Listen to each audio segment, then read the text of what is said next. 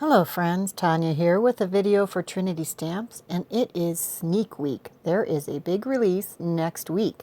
Today I'm going to play with some boxes and tags. This is the Holiday Tag Stamps and the Holiday Tag Helper dies. And I'm taking some of the Slimline printed pattern paper from Trinity Stamps, and this is the Slimline size, and I trimmed it down to about 4 3/4 inch high and 4 inches wide. I die cut 2 layers of the tag with that pretty little scalloped layer, or excuse me, edge on the bottom. And now I am taking the stamp that says Merry Christmas from the Holiday Tag Stamps stamp set. There are lots of different elements in this stamp set that work perfectly with different tags. There is going to be more of the tag elements coming in later sneak peeks.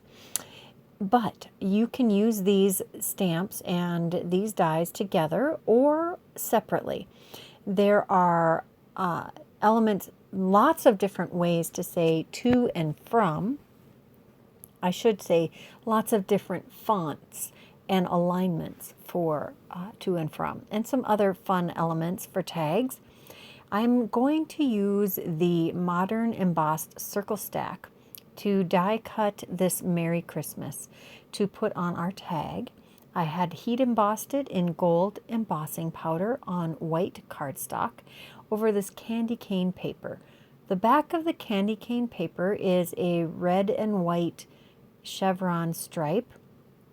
I didn't think that would work very good for the to and from, which is why I'm doing a layered tag. I do love a good layered tag though.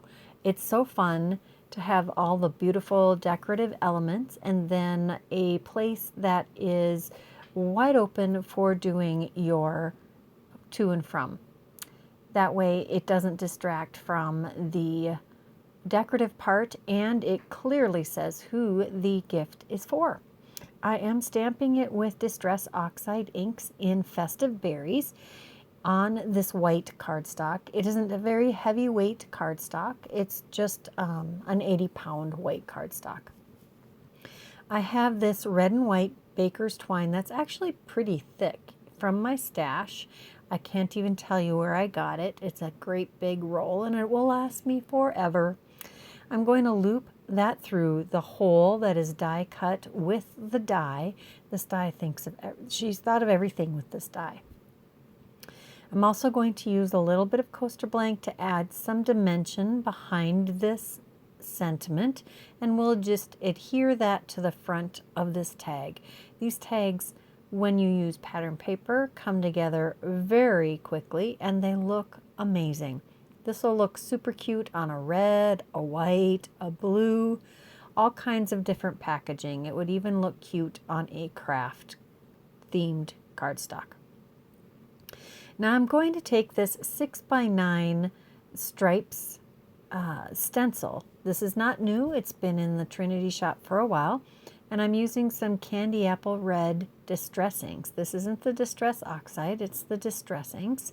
I wanted the very vibrant red for this. I want a nice diagonal holiday stripe to coordinate with the candy canes in that paper.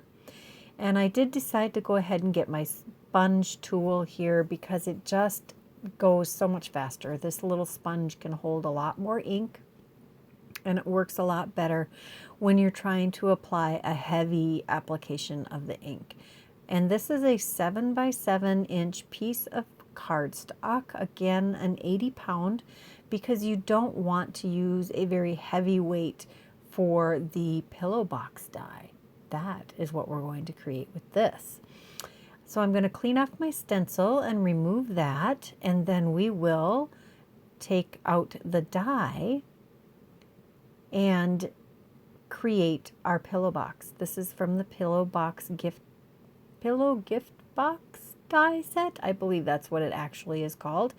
I'm going to secure the die, which is a little too big for one pass with with a Big Shot or a Platinum 6. I happen to have a full-size Platinum, so I'm able to run that through in one pass. We're going to go through and score or crease all of these score lines very well before we assemble the box. I am going to try and crease the curved sections that fold in. You'll notice a notch on each end for part of the flaps. That's the innermost flap. So you can get your finger in there and open it the rest of the way to get to whatever goodie you happen to put in these boxes. These boxes are going to be amazing for giving gift cards or little treats or any kind of small little trinket in a stocking stuffer under the tree. You could actually tuck this right in the tree.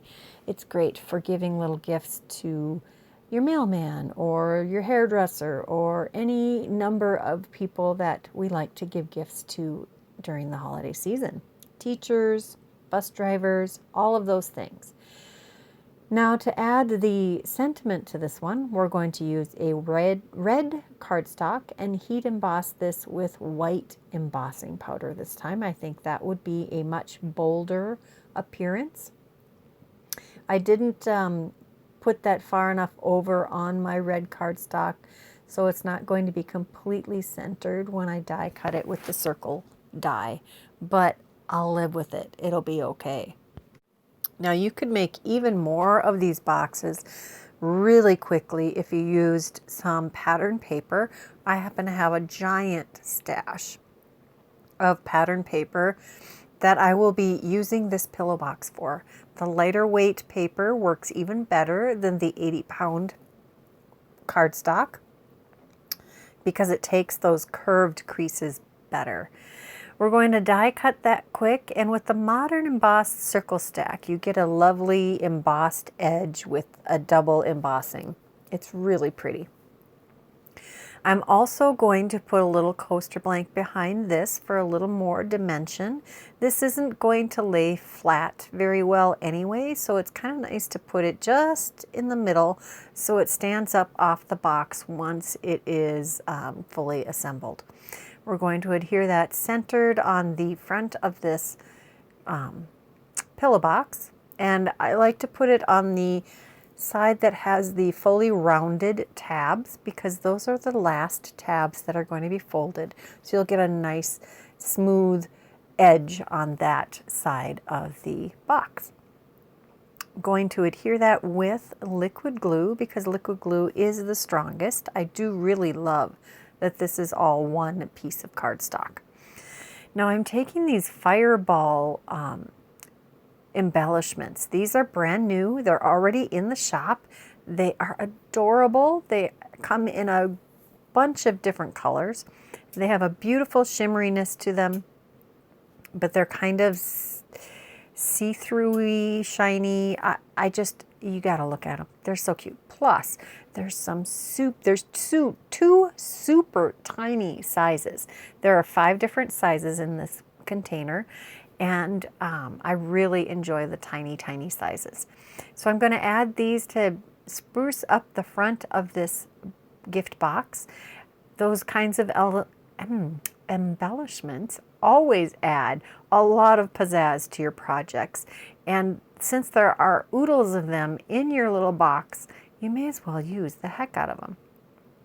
I'm going to add them to the tag also, and again, I really think it adds a lot. It creates a lot of impact on your projects, and it makes them look so special, which is why we buy them. We want to put all the pretty things on. We may as well use them, not just look at them. Look at that. Love that. It's kind of Dewdrop-like, and I think there's one that's actually called Morning Dew. So here we are, folding those flaps in, putting the notched flap in first, and then closing the second one. Now, I decided to take this one step further. I did use the same striped stencil to create this one and spritzed it with some distressed mica spray stains. And I'm going to create a little shaker window in this one. I've got some clear acetate from some packaging, and I'm going to trim it out so it will fit behind this heart. And this is double layer, so I'm cutting 2 layers at once here, and then we are going to seal 3 sides with some score tape. This is 1/8 inch score tape. You can use whatever double-sided adhesive you have. This isn't an area that's going to get a lot of stress, but you do want to be careful so you don't get the adhesive over where the heart window is. Now do be sure to go on all of the sides because you don't want to try to have to put the tape in there later. I'm going to take some glass slipper sequins, and I'm going to use my Trinity tray to get them inside the pocket after I've sealed up so that there are 3 sides sealed. I tried to do this with just my fingers dropping some in there, and I'm telling you, the Trinity tray makes this so much easier. Now I still have to peel the the backing tape off of the 4th side. I'm going to seal that up quick, and there we have our little shaker pocket. We're going to again take the 1/8 inch score tape, and I started to put it on the box, but it's really a much better idea to put it on your package, on your shaker package, because that way you won't get adhesive where you don't want it, because whatever adhesive you have on the inside sticking out will stick to your package. And you don't want your box to get sealed shut from the inside. So now we will finish the assembly of this particular box. Again, I'm going to use liquid glue. It really does provide the strongest bond. However, you could use score tape, red line tape, whatever it is you like to use also. Now that I've allowed this to dry thoroughly, I'm going to close that up so you can see what the shaker window looks like. You might want to put a little white paper behind that before you put a package or a gift in it, but you wouldn't have to. Now I did make a coordinating tag for this one also. I'm spritzing it with 2 different colors of Distress Mica Spray Stain. And I have to be honest, this did not turn out as well as I would have liked. There wasn't enough contrast between the heart and the background. I did try adding some more of the Festive Berries Distress Oxide ink to it. That did help a little. I think it would have been better if I had taken a plain red tag to do the background and then heat emboss the sentiments with white. That would have been much more dramatic. I'm going to take the little tiny heart from the holiday tag stamps, and I'm going to use some aged mahogany Distress Oxide to add that to the top of the tag. And I'm going to do a couple layers, but that ink pad was nice and juicy, and I could have got away with just one. Sometimes it's just nice to get that extra vibrancy from the oxides with a couple layers of inking. Now I'm going to add the A Gift for You sentiment. This looks less Christmas and more Valentine's, but that's okay. I mean, we want to stretch our supplies as far as we can. This could be a fun Christmas tag too, but the heart kind of brings it to the next holiday. I am again going to use the Distress Oxides to stamp this sentiment, and then there's going to be one more line on this one. We're going to add a fine detail sentiment that says to and from on the very bottom. It fits right below the A Gift for You.